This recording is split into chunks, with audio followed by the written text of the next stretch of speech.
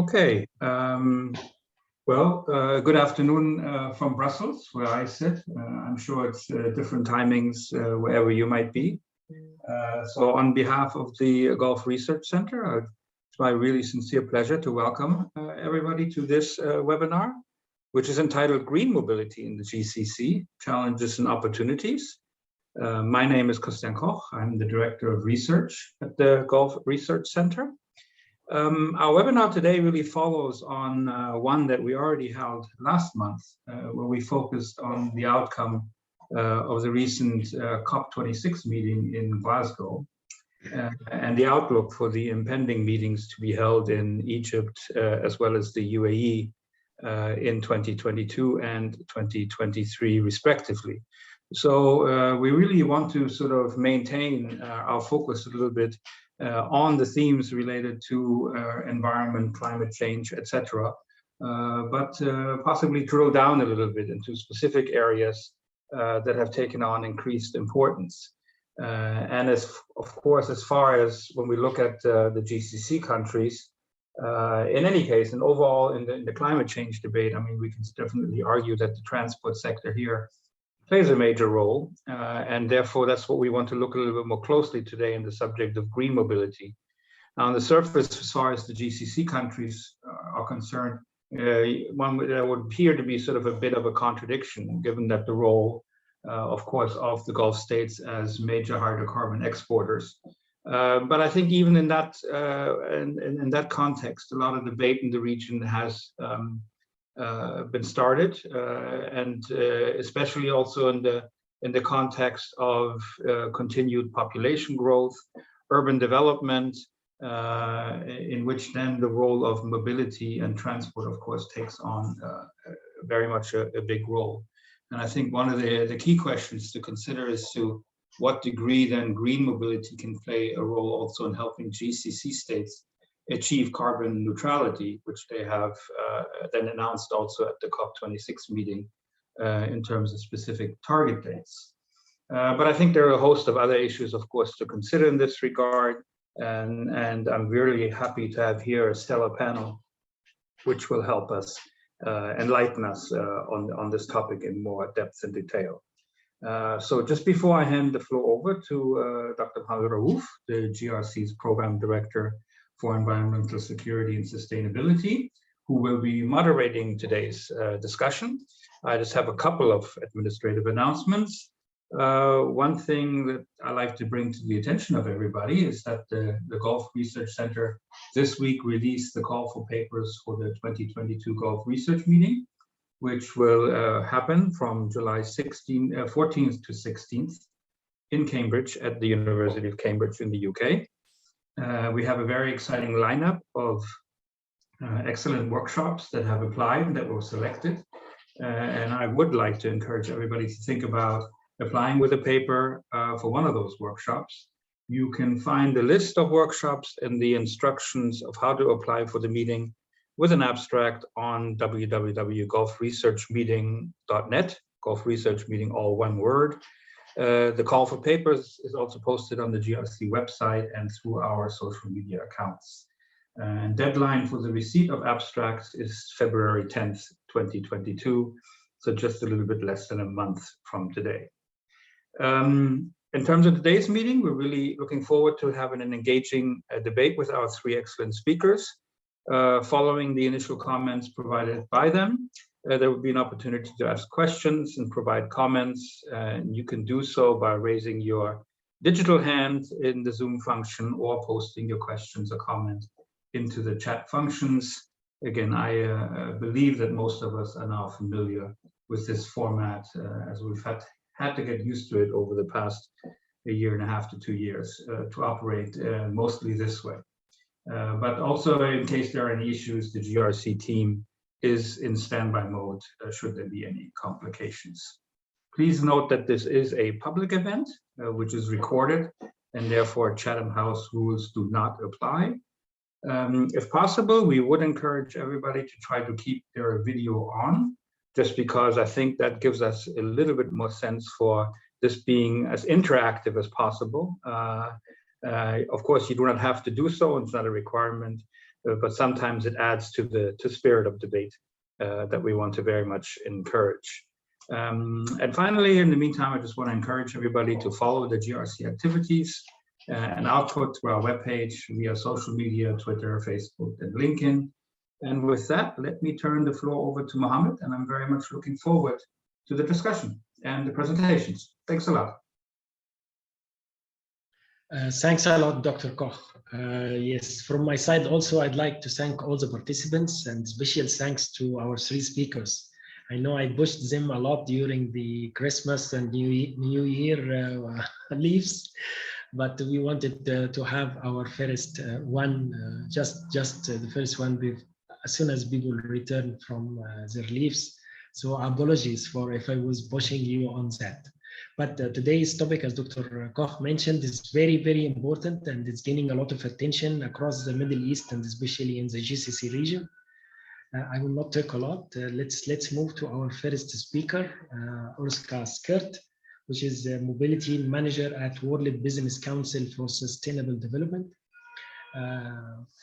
Orska contributes to the transforming of urban mobility agenda by leading the project of mobility decarbonization.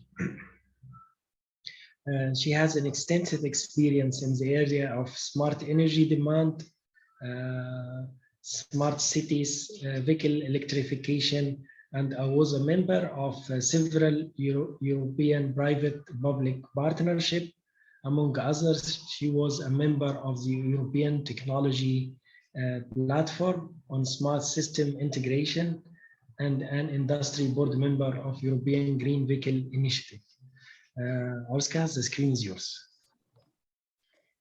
Thank you very much, everyone, for the invitation. I'm very happy that I'm able to present today World Business Council and what do we identify as priorities in regards to enabling the green mobility.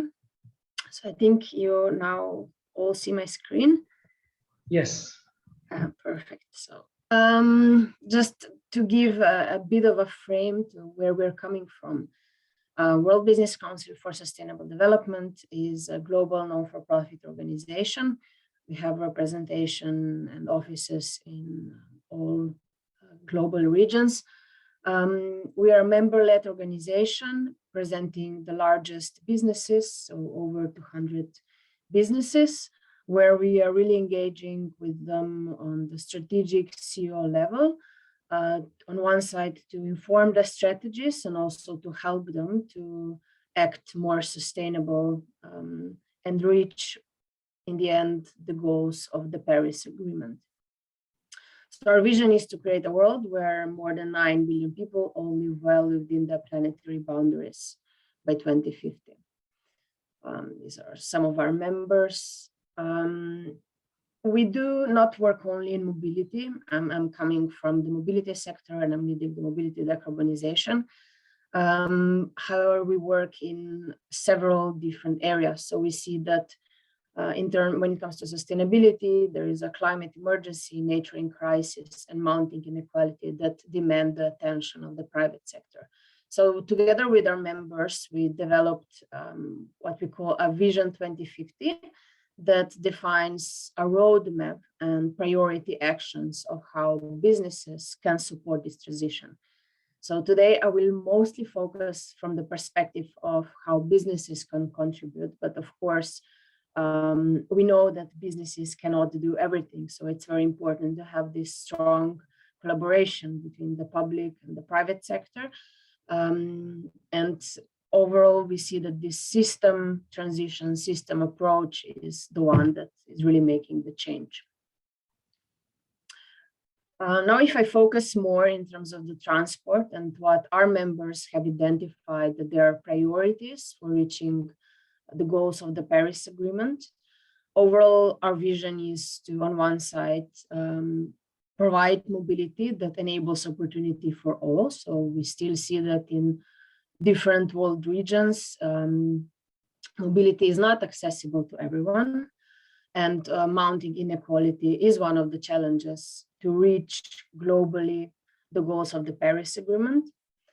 We see, of course, health and safety as a paramount, connected to transportation as being clean and efficient, and also transportation system that respect people and communities.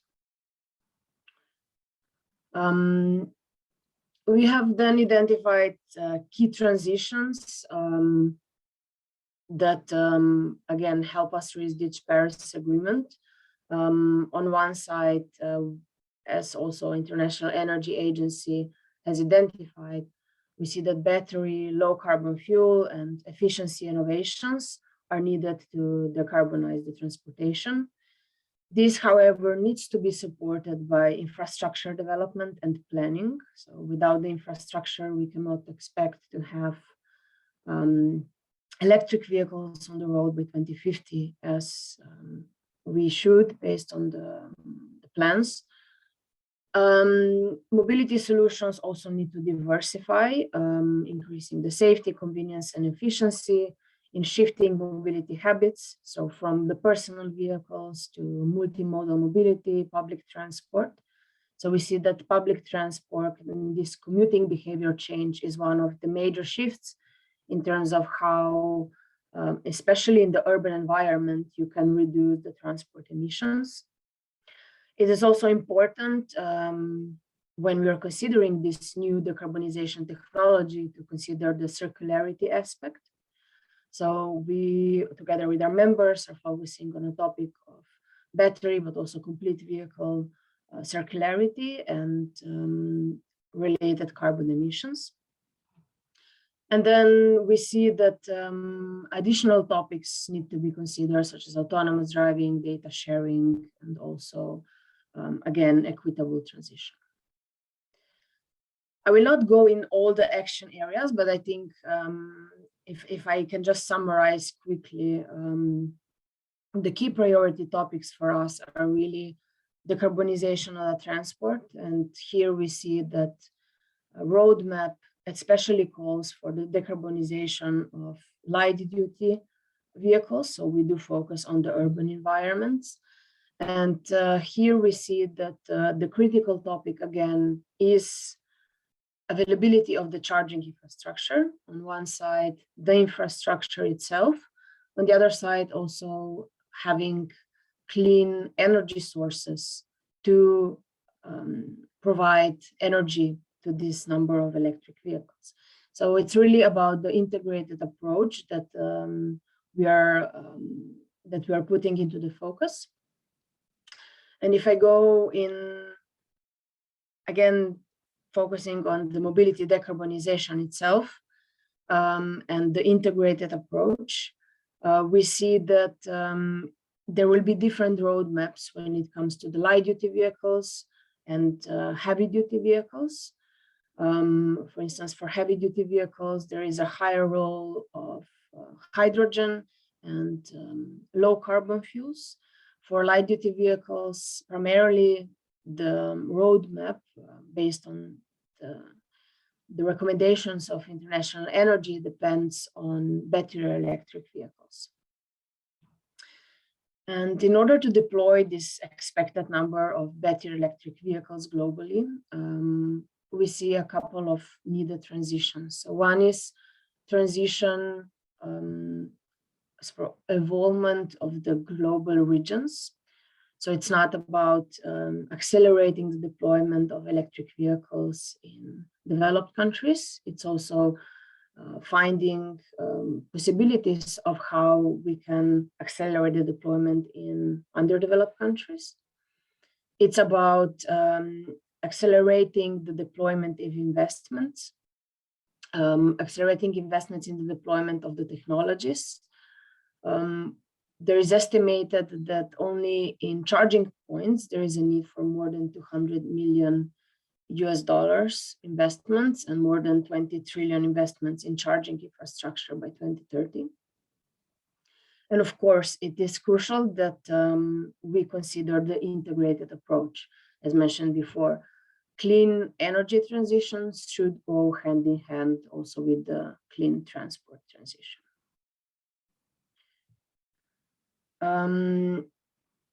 when it comes to deployment of the technologies, we have, together with our members, identified several challenges that are preventing us to reach the scale and the speed of deployment of charging infrastructure that is needed.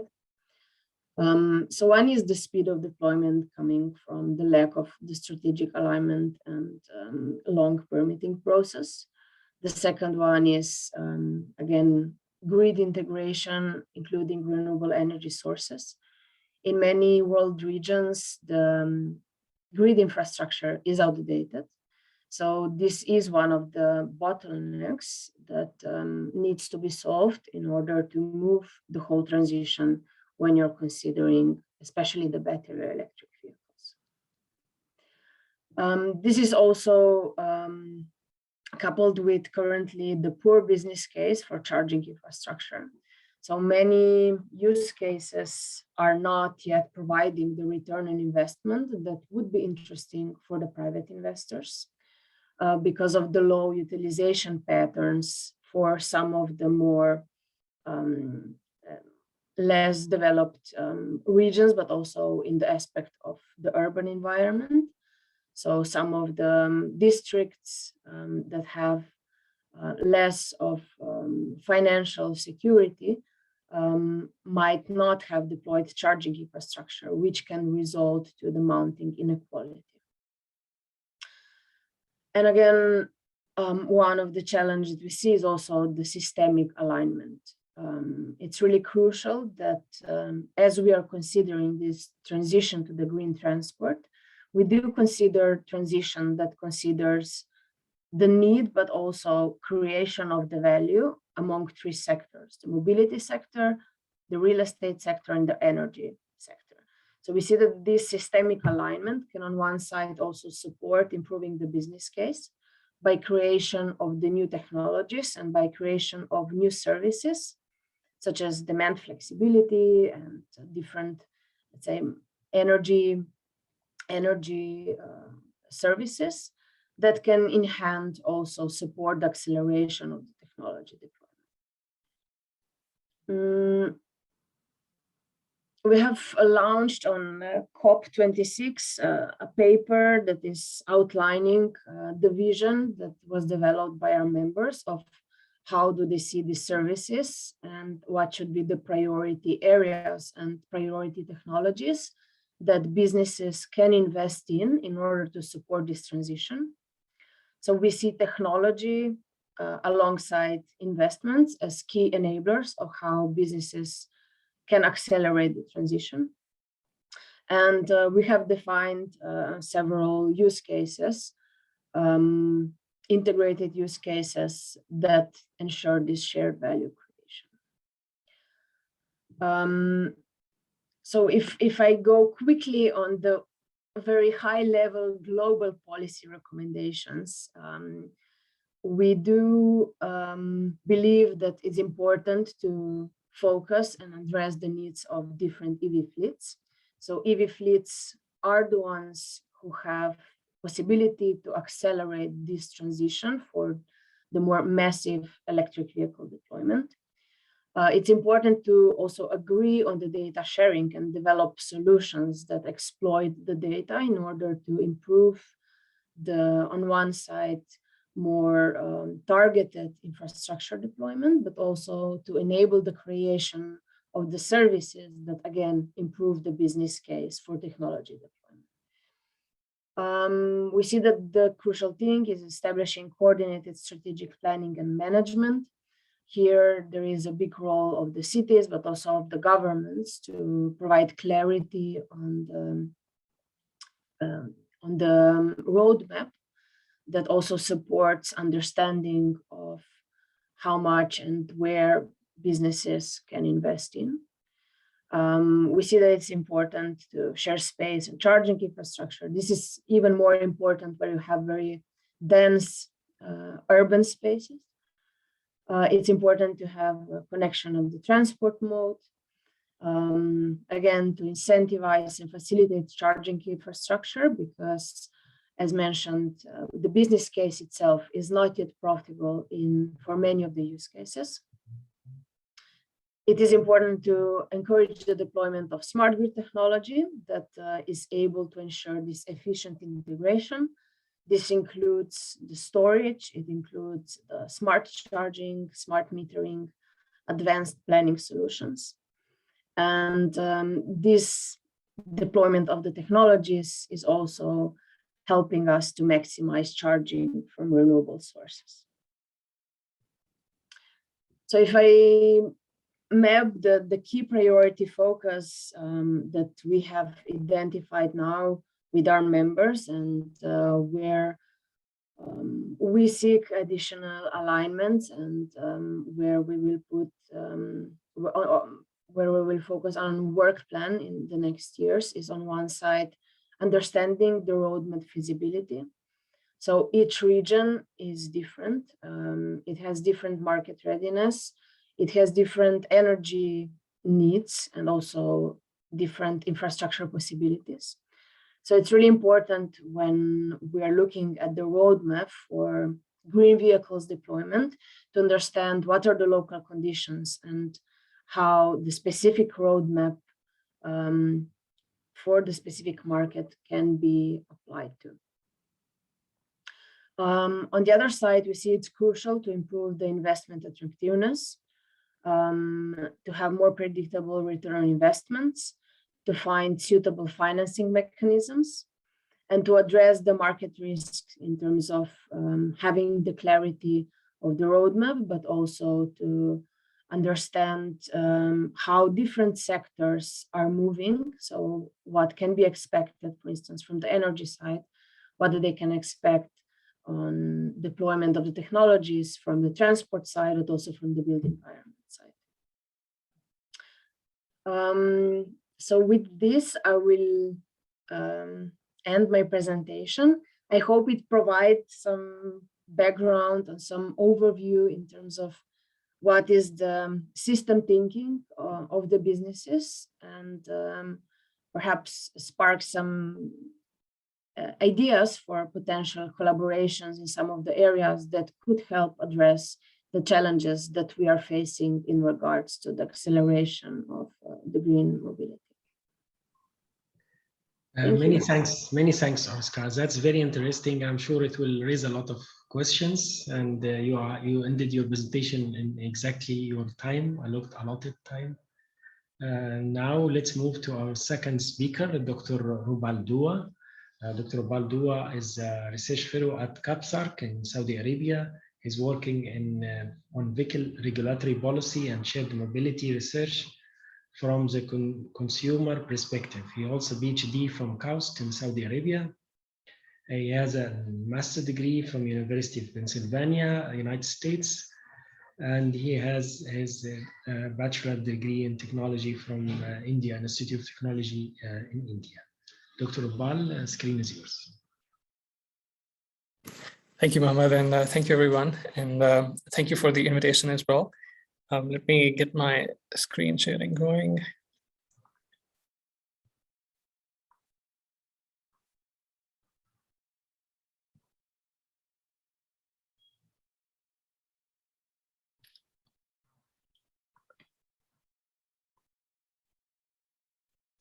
All right, thank you. So yeah, thank you for the introduction.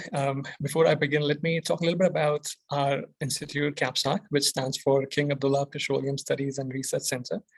We are an independent, non-profit think tank located in Riyadh, Saudi Arabia. And we do a lot of research on energy and sustainability issues. And at CAPSARC, I'm a part of the transport program, where I'm looking in particular at the light-duty vehicle sector.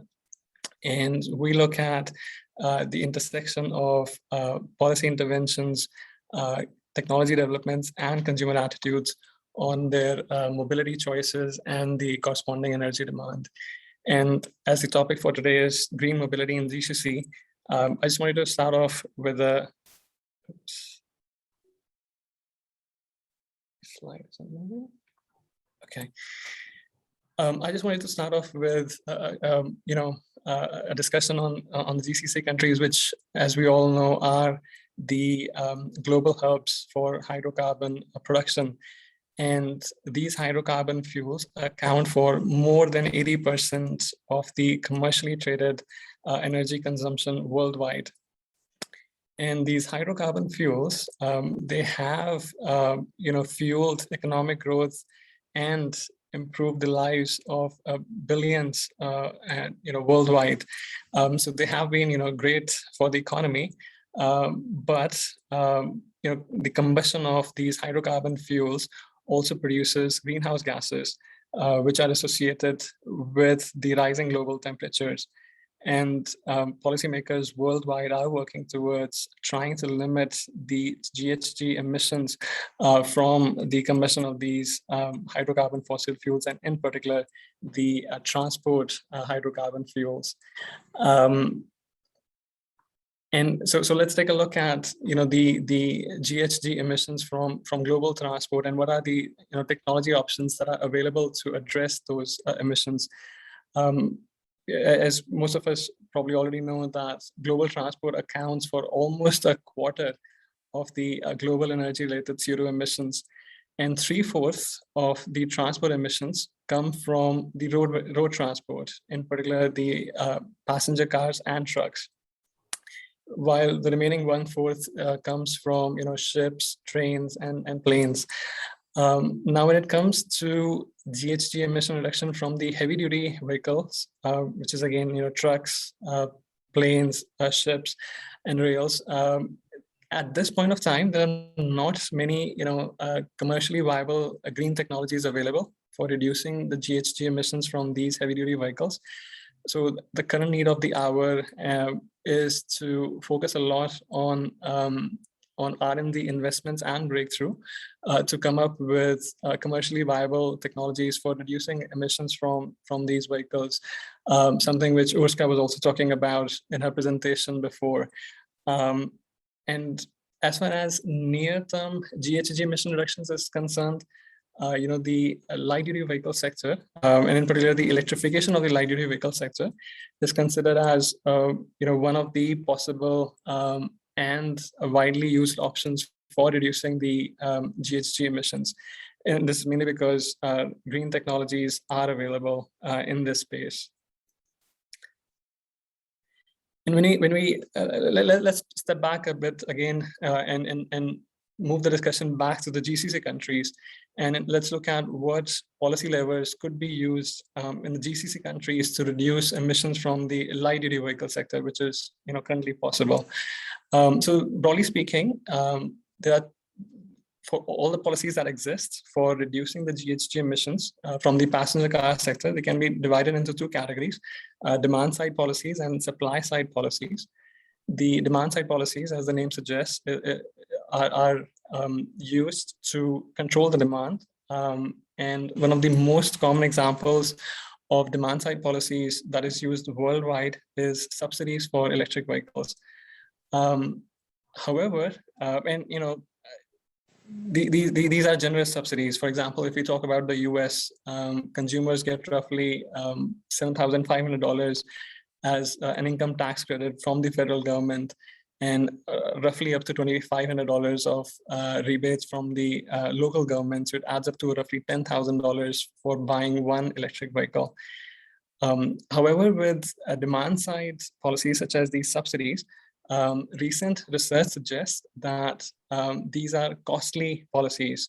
And some of the research that we have done at CAPSAC also, we have found out that it costs roughly $1,000 to save a ton of CO2 using these subsidies for electric vehicles.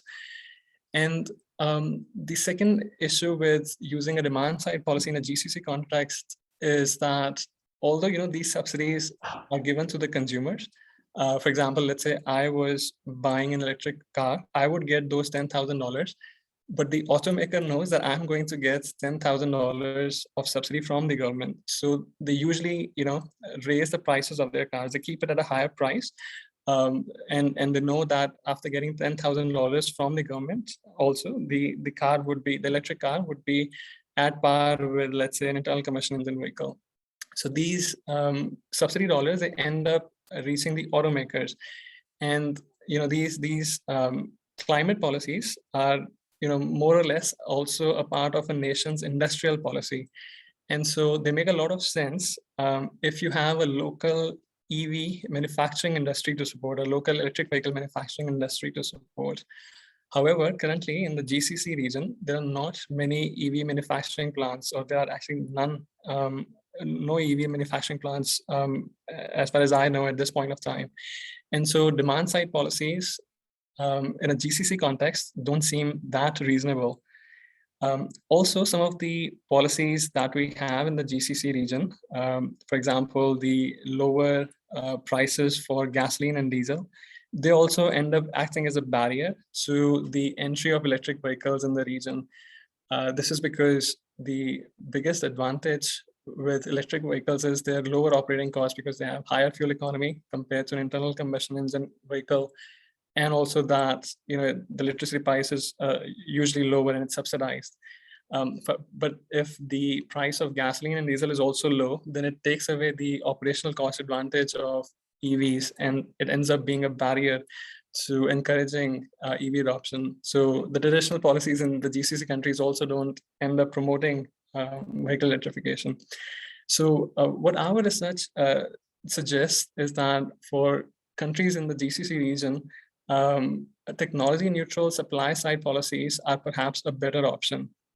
And examples of these policies include the fuel economy standards or the CO2 emission standards.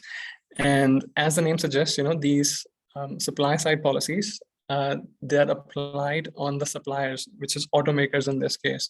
So just to give you an example, for a fuel economy standards, automakers would be asked to improve the fleet fuel economy of the vehicles that they sell each year by, let's say, 3% annually. And so the advantage of these policies is that you can make them more stringent by, changing or increasing the stringency of the targets for each year. So instead of 3%, you could make it 4% or 5%. And another advantage is that they are technology neutral. So automakers could meet these targets by selling any kind of technology. They're not prescriptive when it comes to the technology. And also you can bake in some credits for incentivizing the sale of low emission vehicles. And this is very common in US and Europe. You get higher credits, higher CO2 emission credits and fuel economy credits if you are selling an electric vehicle. So while being technology neutral, there are avenues to increase the uptake of lower emission vehicles, as the case may be. And the advantage of another advantage of these supply side policies is that, like I was saying before, it allows you the option of selling higher fuel economy internal combustion engine vehicles, or even hybrids, or even plug-in hybrids, in the short term, while long-term options are being worked out, especially within the GCC region, while the industry, let's say, starts getting set up, the local EV manufacturing industry starts getting set up, and other also technologies become available. For example, mobile carbon capture technology, which from what I understand is Saudi Aramco is working on greatly. And within the GCC region, Saudi Arabia, led by the Saudi Energy Efficiency Center, was among the first country to adopt these fuel economy standards. So again, long story short, within the GCC context, our research suggests that supply side policies are perhaps better suited to reduce the GHG emissions from the transport sector, especially the light duty vehicle sector. With that, I would like to thank you again for the opportunity to share some of our findings, and I would be happy to answer any questions that pop up. Thank you.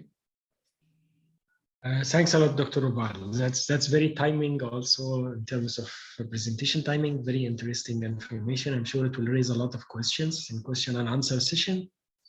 Let's move to our third speaker, Balkis Al-Dagher. Balkis has 11 years of experience and trusted experience in various positions, from electrical engineering to business management in the government and private sector. Balkis has built a strong reputation as an expert in disruptive, advanced, and innovative technology business development across diverse segments and sectors of the electrification infrastructure for electric solution and automotive industry across the Middle East and the African region. Balkis, the screen is yours. Thank you, Mohammed. While I'd like to share a couple of slides just to keep things a little bit more entertaining. So allow me to share my screen. Just a few minutes. Let me know if you can see the screen.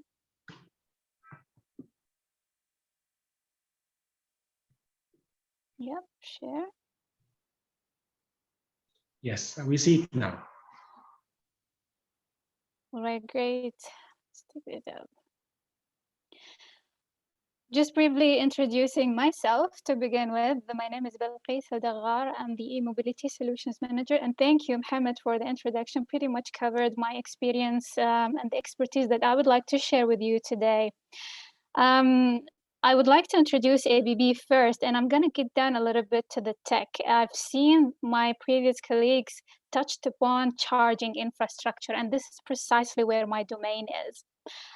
Yes, we have been rolling out these technologies across the region, and I'd like to share with you my experience from the region, how difficult it was to roll this out, and what were the challenges that we faced specifically starting here from UAE and propagating all the way through to the African and, let's say, Middle East region.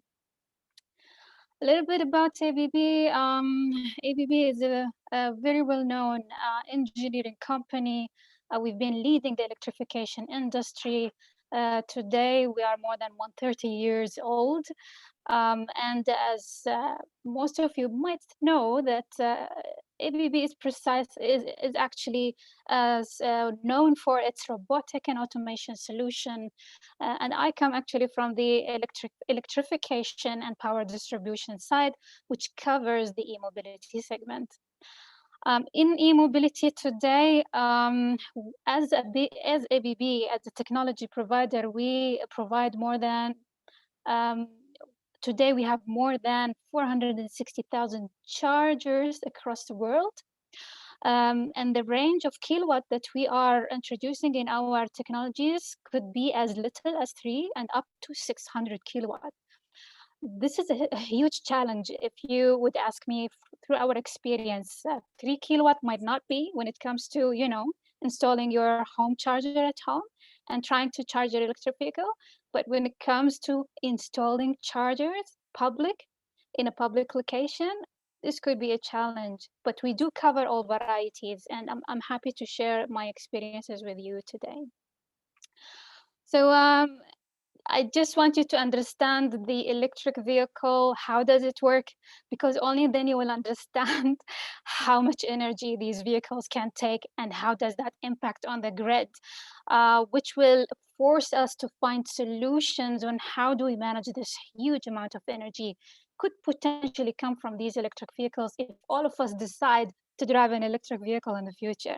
So what you're looking at here is a car that can accept power from in 2 different ways. The 3 kilowatt that I was talking about, which is the small amount of power, we call it AC charging, AC power that can be simply, plug in the socket right from your household socket, and you can get the power right from there. The other side of it is the DC fast charging. This is what I would say the suppliers of the technology is investing their time and effort in, is to push the boundaries of introducing really high power and fast charging. The reason behind that, if you want to compare electric vehicles today with with diesel vehicles, the charging time is a key issue. I go out there, I try to charge. You're gonna spend with a small charger like this around 8 to 7 hours. 8 to 7 hours.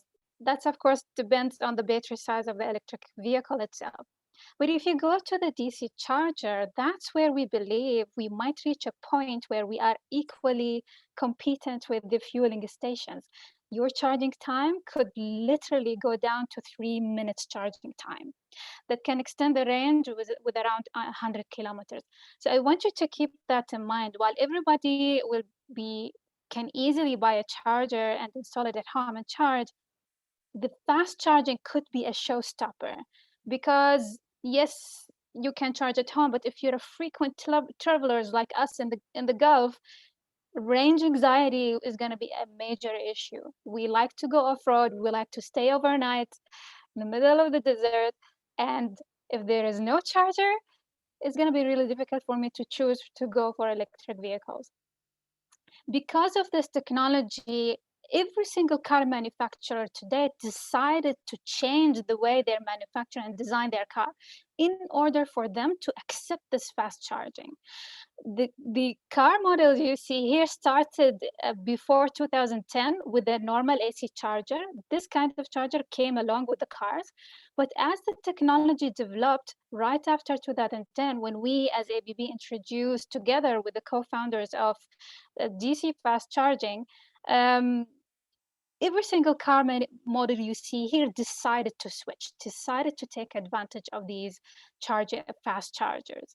And the fast charging today can go all the way up on an electric vehicle, all the way up to 300 kilowatts.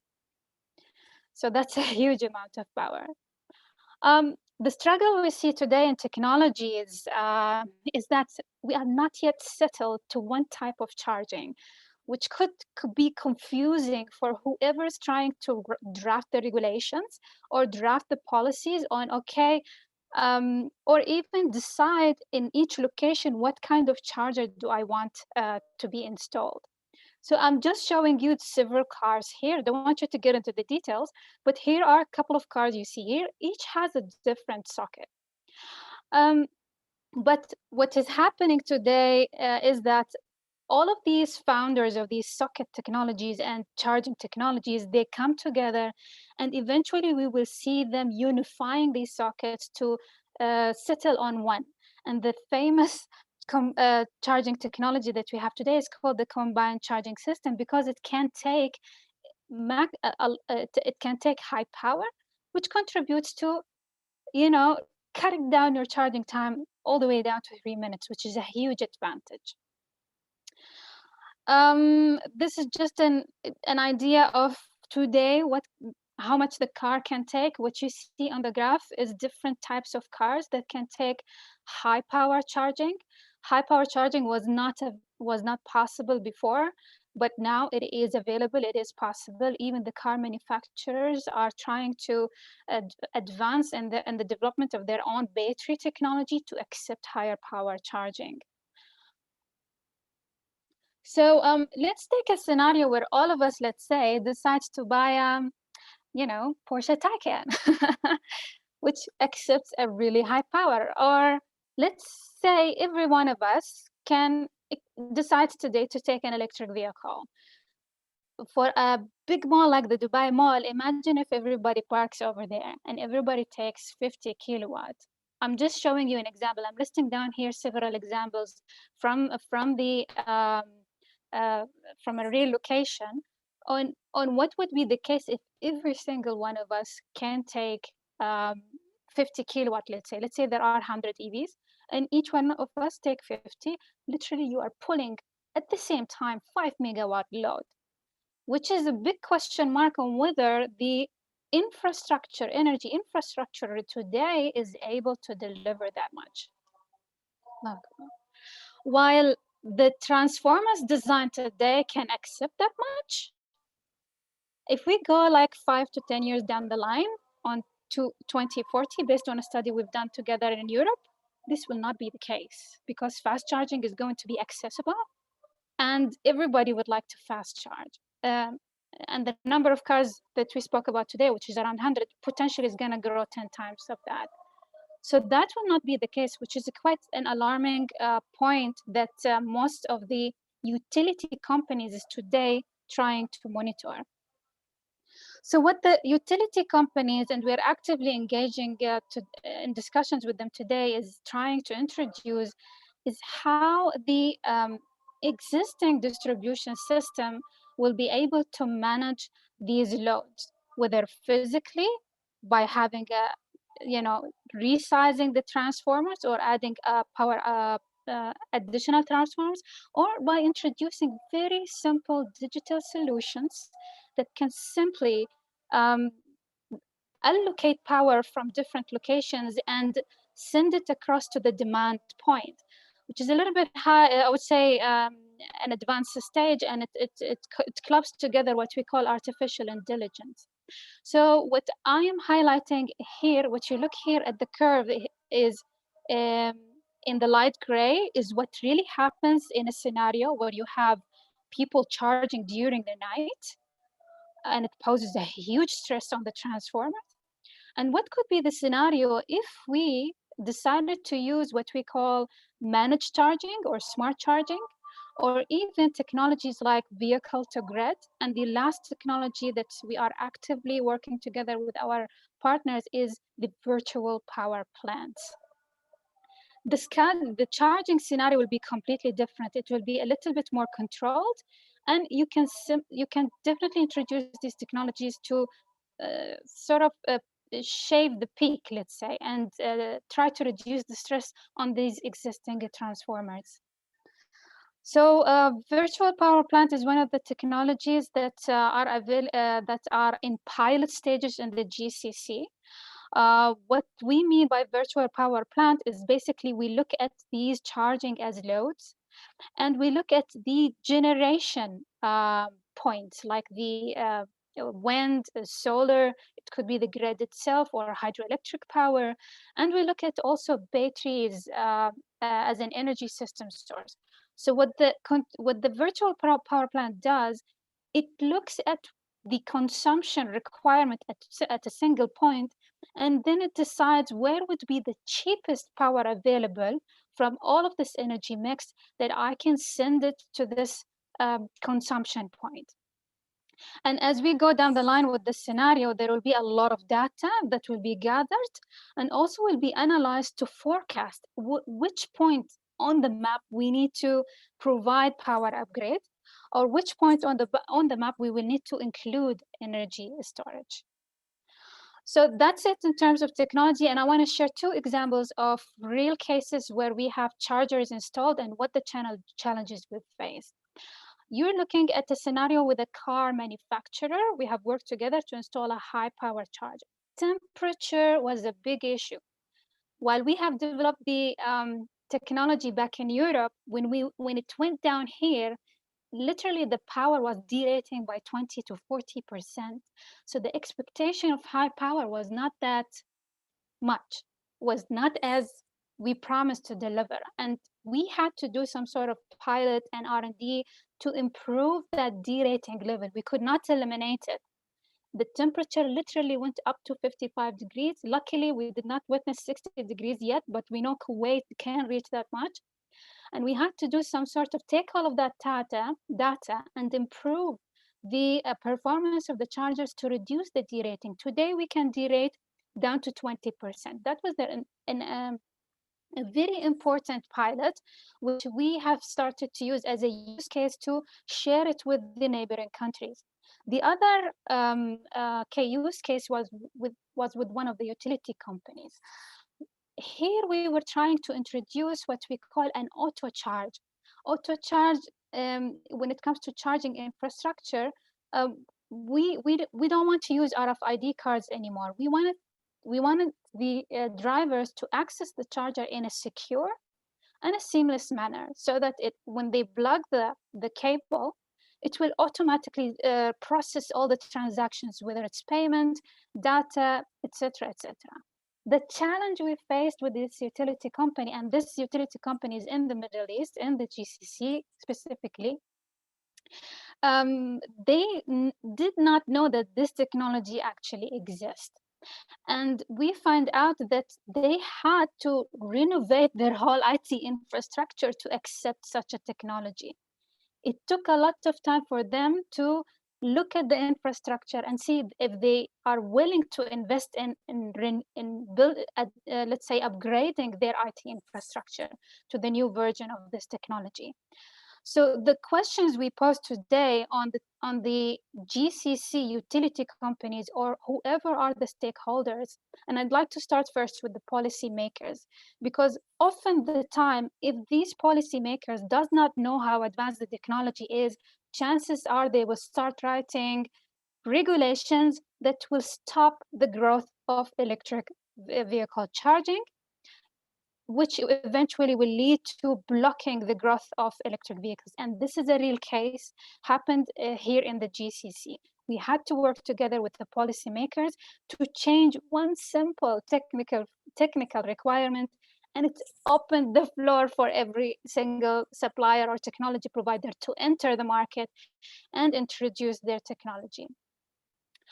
So another way for us to test all of our technologies is at the Formula E. Saudi Arabia is going to host the first, let's say, race of the next championship next season. And I would like to encourage you to attend these races, because we're not looking at the electric vehicles only. We're looking at its ability to accept high power charging, fast charging, and the whole site of the race itself, the track itself, is built based on latest, let's say, technologies when it comes to sustainable technologies or any technology related to reducing the carbon emission. I'm going to have to close it here. I would like to invite you to read our white papers, which tackles electric vehicle charging infrastructure challenges in particular, and how we can solve it with very simple digital solutions that is available today. Thank you so much. And I'll hand it over to you, Mohammed. Thank you so much, Balkis. That's very interesting, in fact. Now, let me open the floor for questions. So you can raise your actual hands or digital hand. Let's, who will start?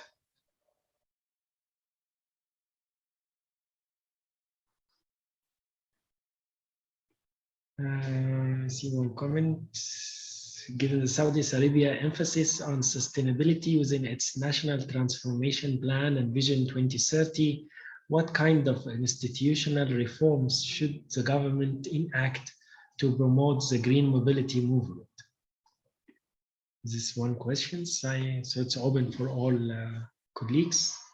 Maybe Rubal can go first if you like to answer that.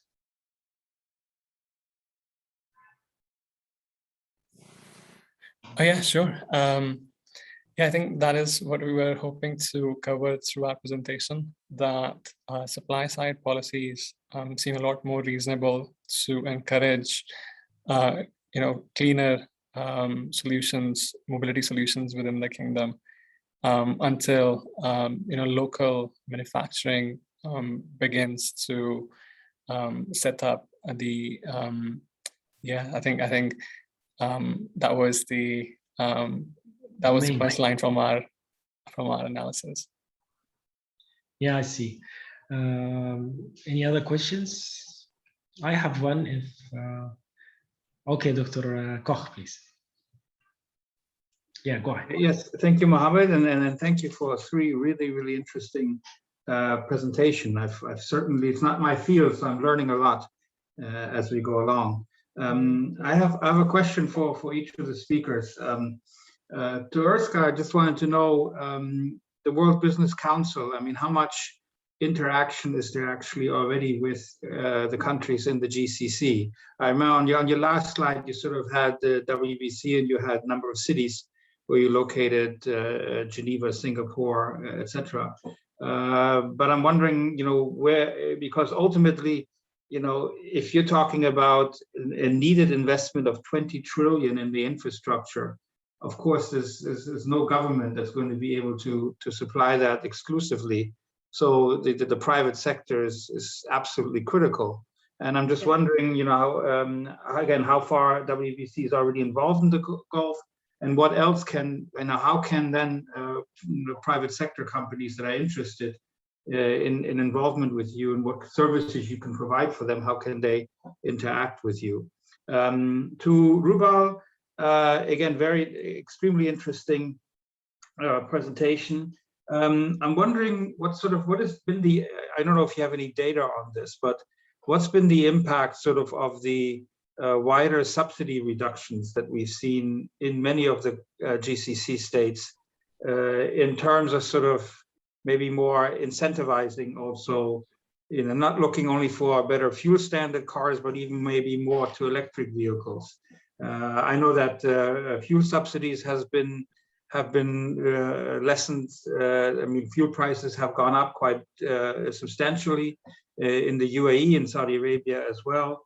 Other subsidies have been taken away, and I'm just wondering if that is, if there's any data on that, if that has impacted consumer behavior patterns already. I'm also wondering, what do you think will happen? I mean, Balkis, I mean, she mentioned it a little bit in her presentation. Many of the car manufacturers are now switching away from producing the typical fuel car and moving towards basically, especially on the light vehicle side, only producing electric vehicles at one point. I think manufacturers like Audi have already announced, like as of 2026 or something, they will only produce sort of electric vehicles and nothing else.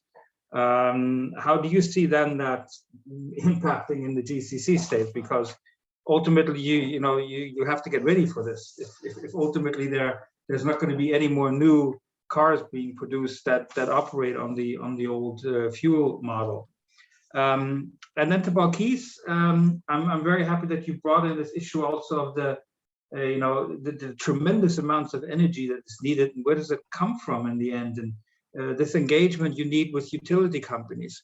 I'm just wondering, in the GCC now, they've now that the sort of crisis among the GCC is over, we do have this idea of the electricity grid in the GCC, whereby already among the GCC states, power can be shared. So if there's if there's a need for power in one country and another country has more availability, then this can be shared through the electricity grid.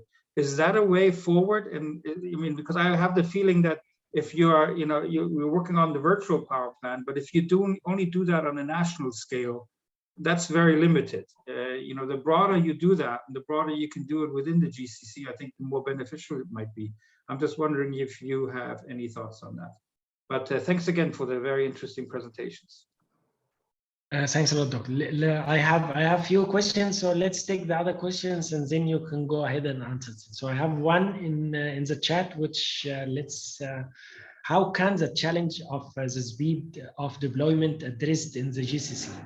This mainly in reference to Orska presentation. Let me add also a couple of questions. So these are maybe for Oscar, the first one, or any other. I mean in terms of from environmental point of view, because also the production of batteries and all that requires natural resources like lithium, cobalt, and other materials. Do you think they will be enough if we transfer all the cars to electric vehicles?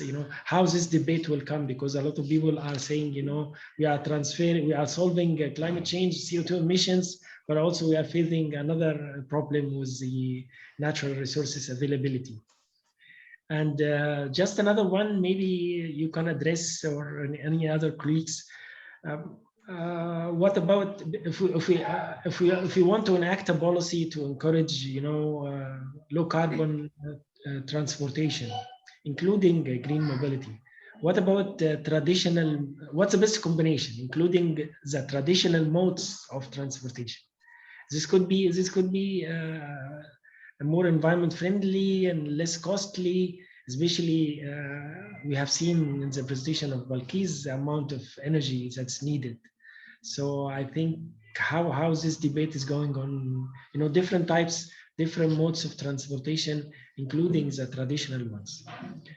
So let's start by Orska, please. Mohammed, I also see that Vera has a hand up. So I know if you want to bring Vera in for questions. Let's take the Vera question and then go back to you. Okay. Yes, thank you. It's difficult to memorize all the questions.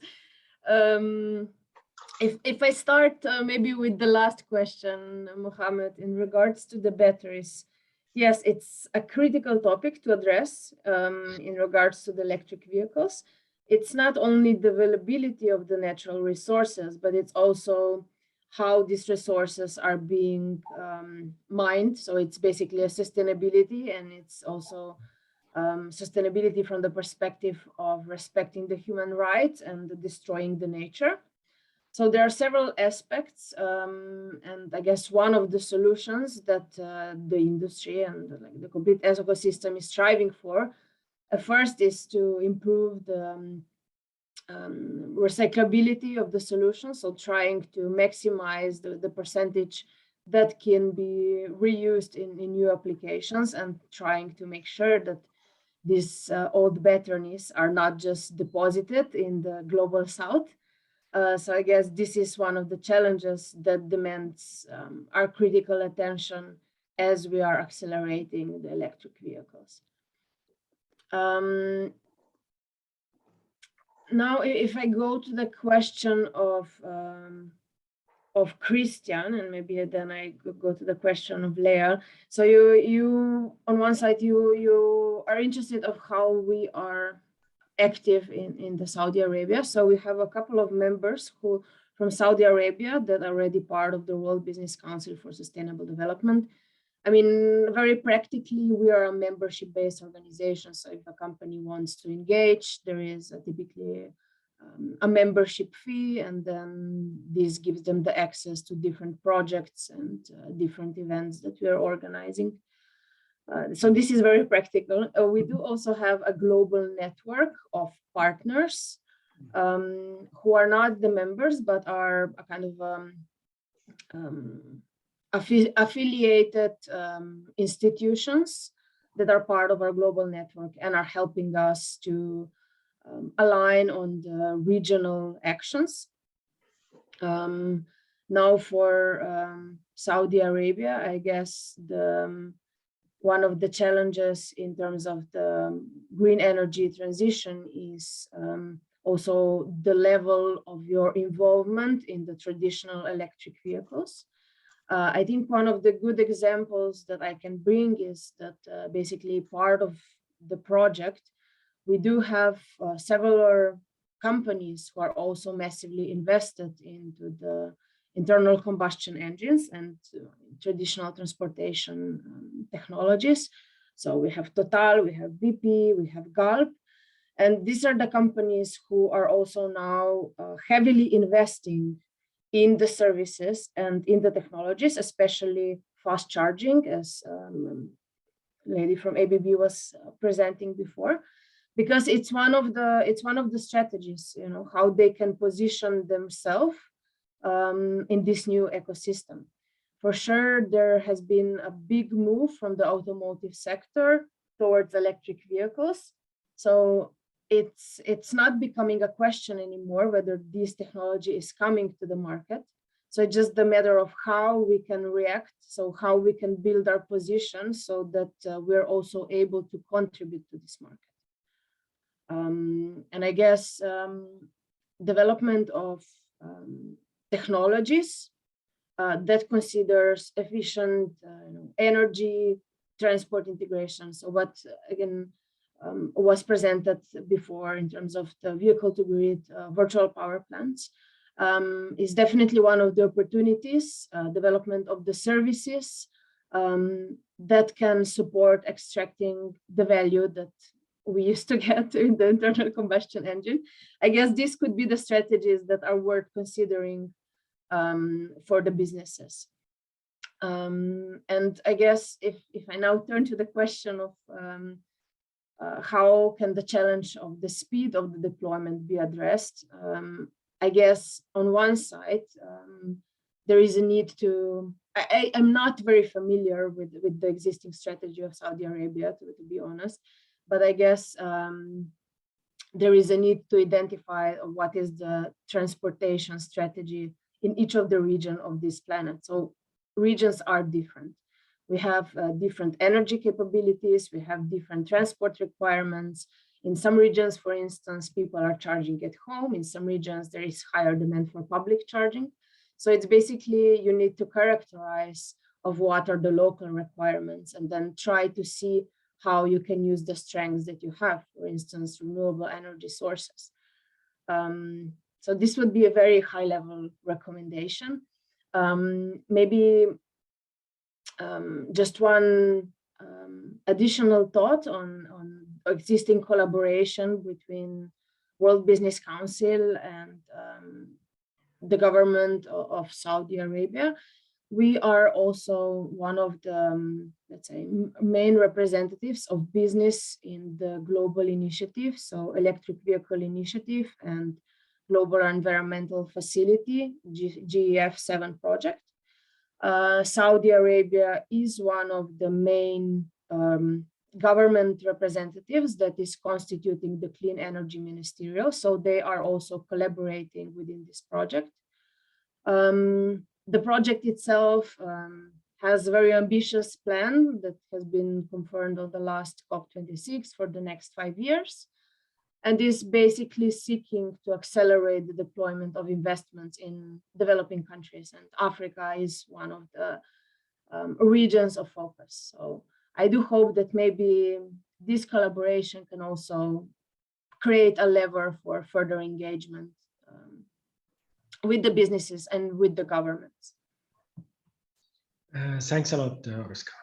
Now I give the floor to Rupal, please.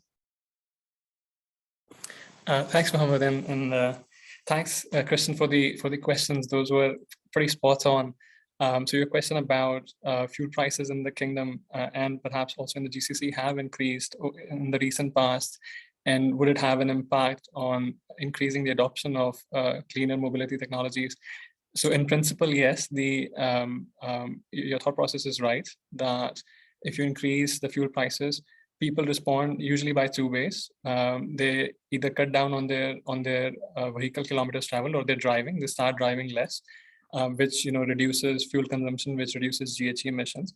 And the other one is they start making better choices when they're about to buy a new car. They might adopt for a higher fuel economy vehicle, so as to lower their operating costs. So in principle, it's all great, but in practice, what has been seen, and we actually have done research at CAPSAC, where we have seen how consumers respond to these changing fuel prices. It's that their consumers are not that responsive. If we talk in terms of economics, the elasticity to changes in fuel price of the overall even the CO2 emissions itself from the transport sector or the fuel consumption, gasoline consumption is not very high. It's roughly around 0.15. So 1% change in fuel price leads to less than 0.1% or 0.2% changes in gasoline consumption and CO2 emissions. So it's not proving out to be a very useful policy lever for reducing emissions from the transport sector in the GCs, and it's primarily because the prices are very low to begin with.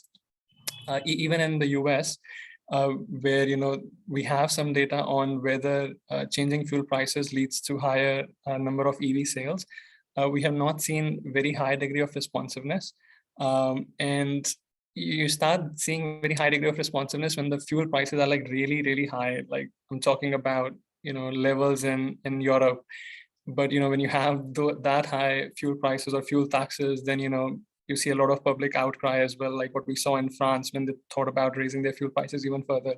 So unfortunately, for a region that is actually quite accustomed to getting subsidies on fuel, it's a very tricky policy lever, especially politically speaking.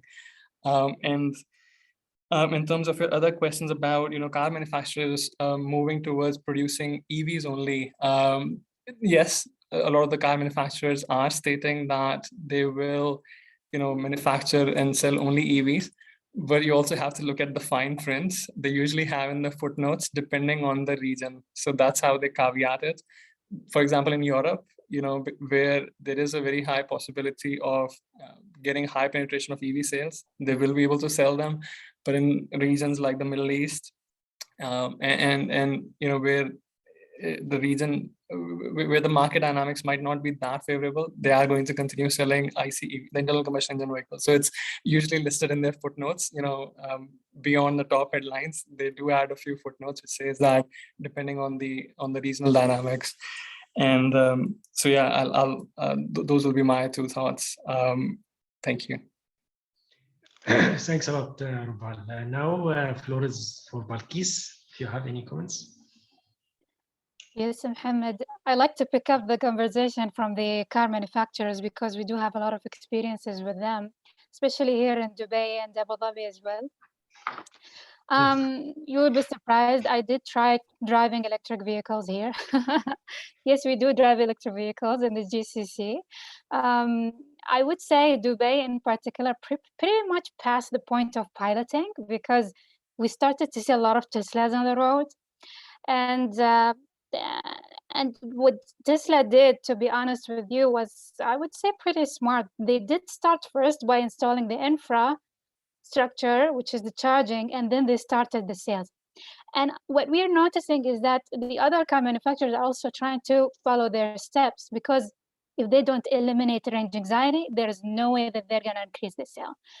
And from the way it has been rolling out in Dubai and the other cities around the UAE, we felt the pressure from the car manufacturers. They literally are desperate to sell their electric vehicles. And I'm talking about high-end cars here, the European make in specific, not the Japanese or the, let's say, the Japanese make, in specific Toyota, because everybody knows Toyota did not put that, stress on releasing electric vehicles just yet. I've seen a couple of them. I'm happy to see that, but we did feel the pressure coming from the electric vehicles manufacturers, especially the European ones, because they do get penalized. And if they don't switch, they don't follow the plan of transitioning, it might impact on their businesses. Because of this, in the GCC, what we've seen happening, they did not know how to penetrate, because if you look at Europe, there is a network called Ionity. In the USA, there's another charging network called Electrify America. This network was actually a result of a joint venture of car manufacturers.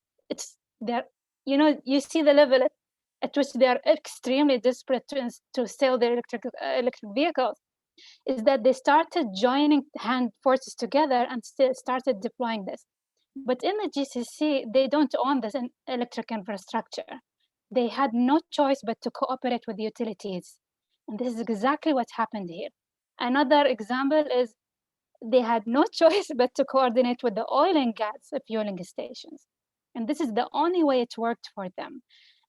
So now the question coming, while these car manufacturers have the investment and the money to do it, the policymakers and the utility companies that exist today here in the GCC does not know how, because they don't have all the knowledge about the technology itself. This is one of the major roadblockers we've seen here. So when we speak about, now I probably want to come to one of the utility companies here in the UAE. When they started rolling out their charging infrastructure, they realized that, okay, right now I need to take over this business, because there is no other business that will, compensate for me allowing the consumers to generate their own power. So me as a utility company, my revenues, which comes from power generation, more and more is going to become, decentralized. Every single consumer can generate their own power. We started to see this, and now the utility trying to take over this business because they see that there will be revenues. But again, the risk that Orska was talking about, where is the utilization, is another question, which poses a question, another challenge on why should I put that much money? Why should I invest that much in this infrastructure when there are no cars? So I want to conclude my comment on this here, and about the virtual power plant. Just quickly, I completely agree with you when it comes to why not look at the much bigger geographical perspective. As long as the distribution line is interconnected between the countries, this is definitely possible. One thing that is very well known about the UAE is that their infrastructure is one of the most advanced one, because and it's ready for any sort of autonomous vehicle deployment anytime soon, because we started merging the telecom infra with the power distribution infra. And there's a joint discussion between these two industry alongside with the automotive and the transport as well. So I don't see this far from happening, because a city like Dubai is very much open, and their infrastructure will allow you to test these kind of, power sharing models, sending power from one country to the other. So I don't see this far from happening anytime soon. It's actually possible. Thank you. That's how I want to end my note. Thanks a lot, Balkis. Let's take the question from Vera, please. Thank you, Mohammed. And wow, this is an amazing webinar. I have to say, I'm also learning a lot, like Christian. And congratulations to all the speakers, and also to you, Mohammed. While you're all speaking, I am seeing a gap that needs to be filled here. And I think that perhaps the Gulf Research Center could fill that gap. And that's basically what Balkis has been saying, that there's the policy side that's missing, a lot of misunderstanding, and basically government members are not understanding the whole issue. And I know that the World Business Council for Sustainable Development is working on this, but perhaps we can intensify that by maybe creating a partnership, public-private partnership, with an ongoing lecture series, or a, some kind of, similar type of webinar where we exchange information, but on a much more, let's say, intensive scale, and much more frequently, and also with the involvement of more partners. I don't know if you can all give it a thought and see how we can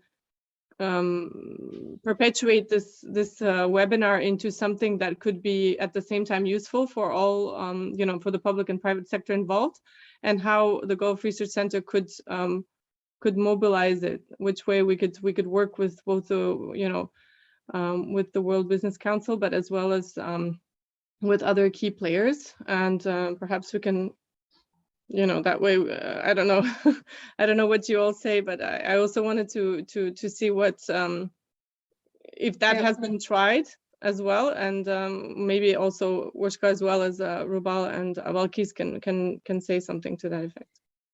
Let me just, go ahead.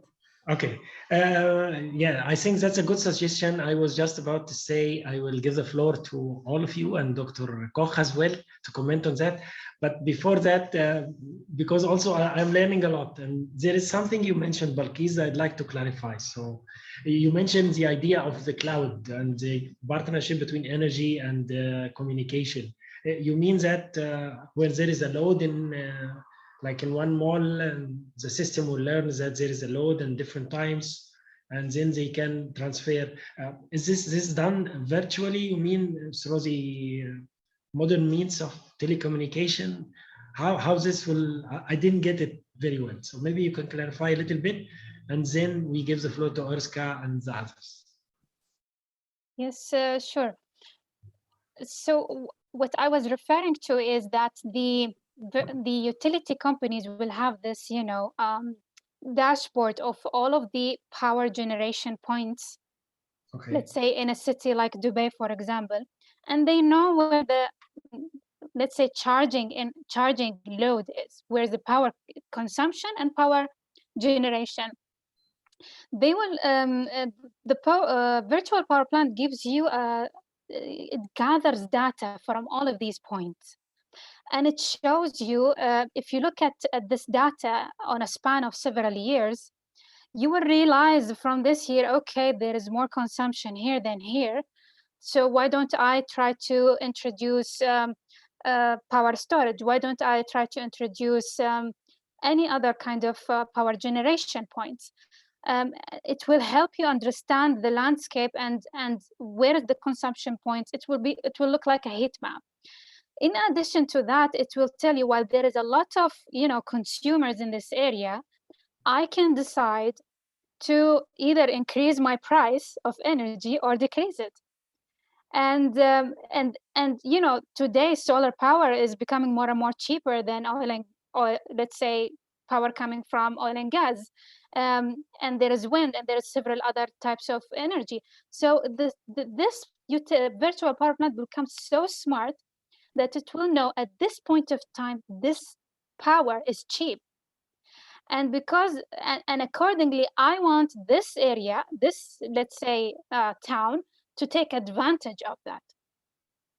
So this is the level of how the virtual power plant could be powerful in a way that you will reduce the amount, you reduce your investment in unnecessary power upgrades when you can definitely do it virtually by very simple digital solution, which are enabling artificial intelligence. So the system will become automated. It will look, and it will, based on its machine learning, on the exercise that it has been doing so far, it will have a, let's say, a directory of what action now I need to take based on this history of behavior. So that's what I meant by it. It's not yet deployed, but there are pilots going on to tap into this potential solution. Yes, that's clear. Thank you. Rubal? Yeah, the idea that Vera was proposing about public-private partnerships and having more detailed sessions. I mean, and it sounded good to me.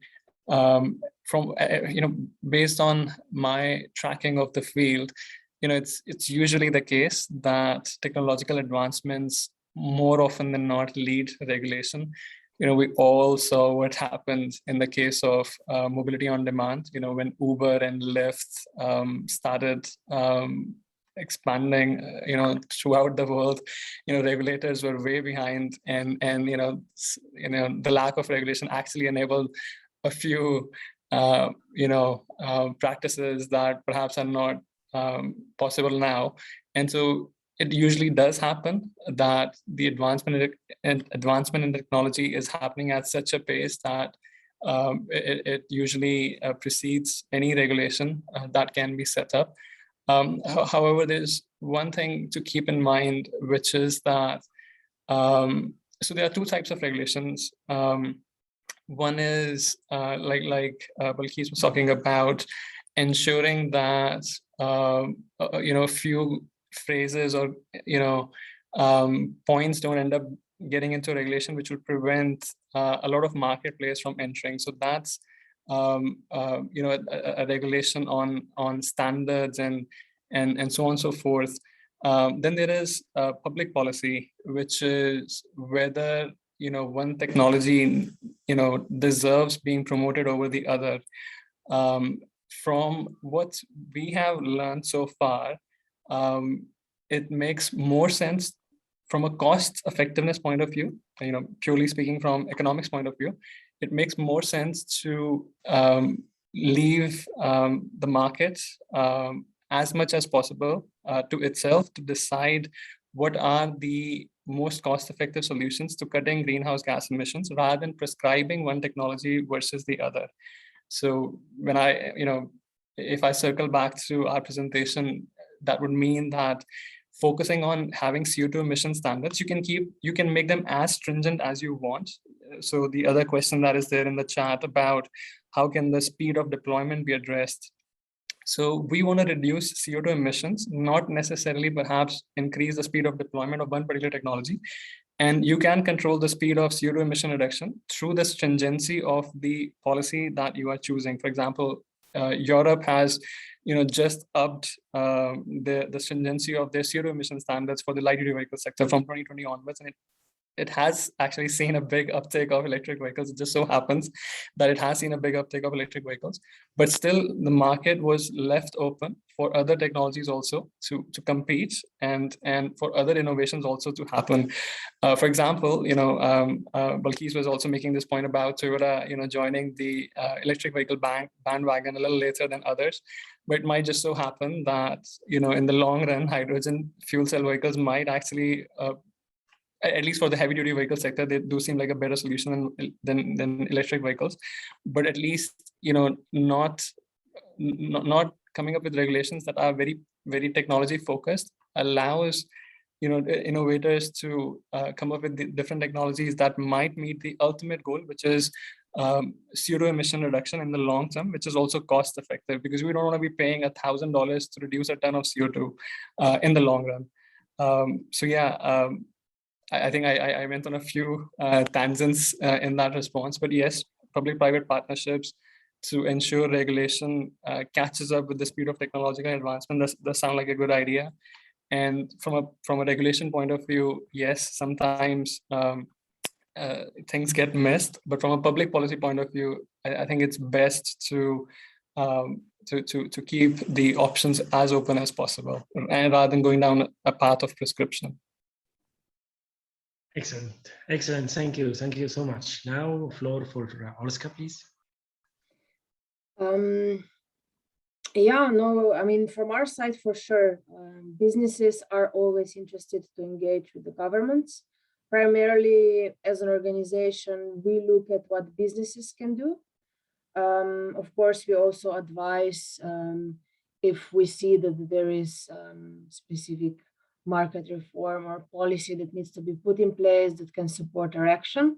But our primary focus is really how businesses can help, and this is either through technology innovation and either through accelerating the investments.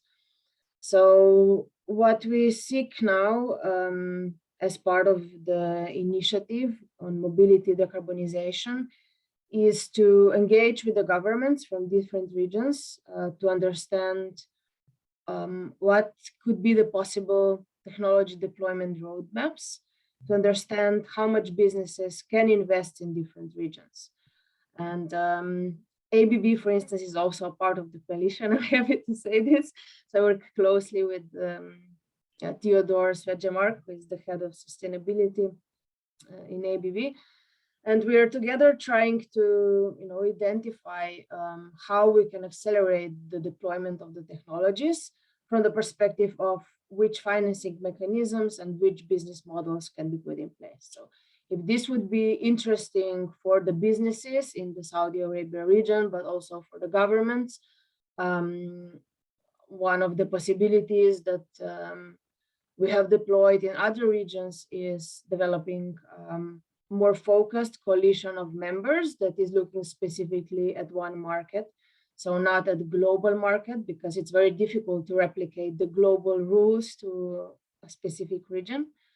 But gathering different stakeholders across the common topic that is of interest of the specific region and try to jointly identify what is the solution. As said, and I completely agree with Rubal, it's hard to define specific technology solution for the region. It needs to be identified for the specific region. So I guess this would be the first priority, to see where and to build the clarity of where we can together move. I see. Thanks a lot. That's very interesting, and definitely there is a room maybe for cooperation. Let's see how we can move about that. But from my side, thank you so much for the very interesting presentation to all our three speakers. And now I give the floor for Dr. Christian Koch from GCC to give final conclusions remarks. No, it's only going to be a brief thank you also from my side. Again, I found this to be extremely interesting. I'm happy to pick up on Vera's suggestion as a concrete outcome also of this webinar. All I can say is the recording of this was going to be available on the GRC YouTube channel.